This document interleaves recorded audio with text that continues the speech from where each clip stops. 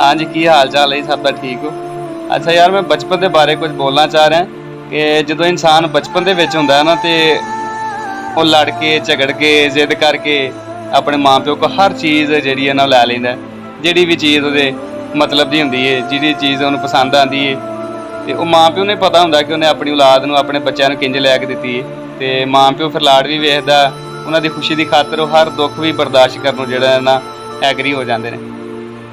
तो बच्चा जो थोड़ा वड्डा होंदा, सियाणा होंदा, मैच्योर हो जाता ना, कोई 10-12 साल का 15 साल का, तो फिर उन्होंने समझ आती है कि मेरे माँ प्यो ने मेरिया जरूरतां किंज पूरियां कीतियां।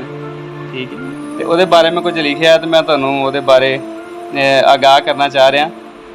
तो लिखिया जी कि घर विच हुण मैं जिद नहीं करता, घर विच हुण मैं जिद नहीं करता, माँ प्यो नाल मैं हुण नहीं लड़दा। किंज लोड़ां पूरियां करदे सन, मेरे पैरां थल्ले हत्थ धरदे सन। किंज लोड़ां पूरियां करदे सन, मेरे पैरां थल्ले हत्थ धरदे सन।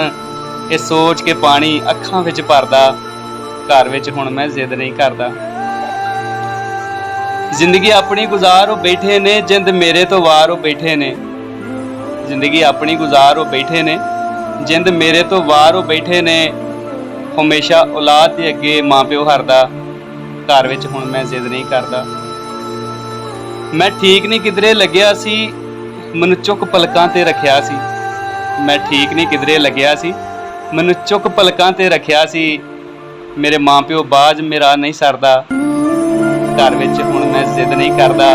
माँ प्यो नाल मैं हुण नहीं लड़दा, माँ प्यो नाल मैं हुण नहीं लड़दा।